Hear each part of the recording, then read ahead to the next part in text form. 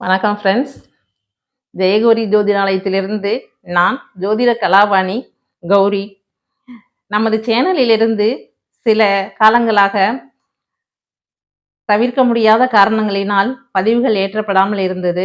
அதற்காக வருத்தத்தை தெரிவித்துக் கொள்கிறோம்.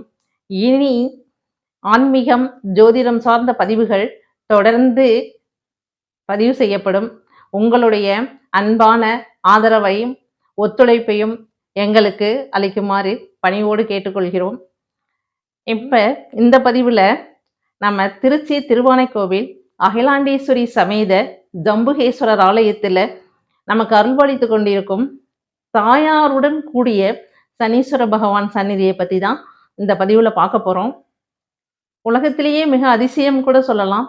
ஜேஷ்டாதேவியோட இருக்கிறதே அதிசயம். இதில் தனது தாயாருடன் இருப்பது அதைவிட அதிசயமாக பார்க்கப்படுது. இந்த பதிவை பற்றி தான் இப்போ பார்க்க போகிறோம். அதற்கு முன்னால் புதியதாக நமது சேனலை பார்க்குறவங்க அப்படியே சப்ஸ்கிரைப் பண்ணுங்கள், லைக் பண்ணுங்கள், ஷேர் பண்ணுங்கள். வாங்க பதிவுக்குள்ளே போகலாம்.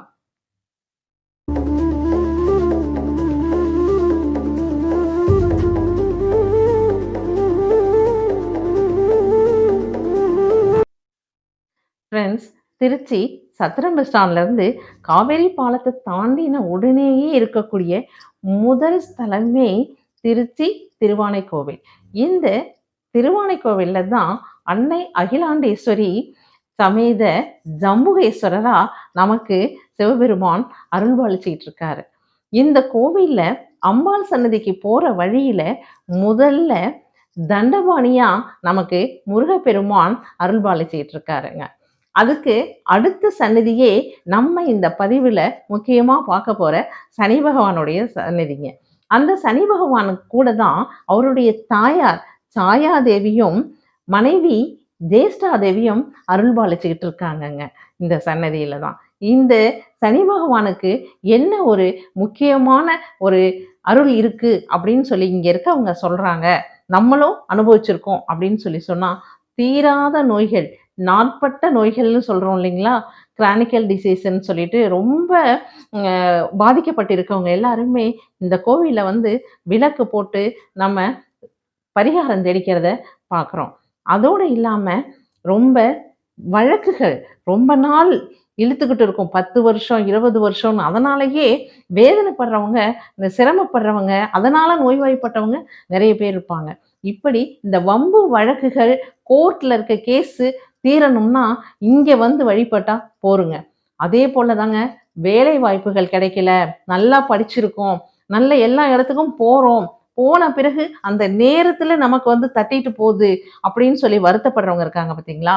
அவங்க தொழில் நம்ம புதுசாக ஆரம்பிக்க போகிறோம், இல்லை இருக்கிற தொழில் நல்லா பெருகணும், இப்படி இருக்கவங்க எல்லாருமே இந்த ஸ்தலத்துக்கு விளக்கு போட்டு நல்லெண்ணெய் தீபத்தால் விளக்கு போட்டு வழிபடுறது நம்ம பார்க்குறோங்க.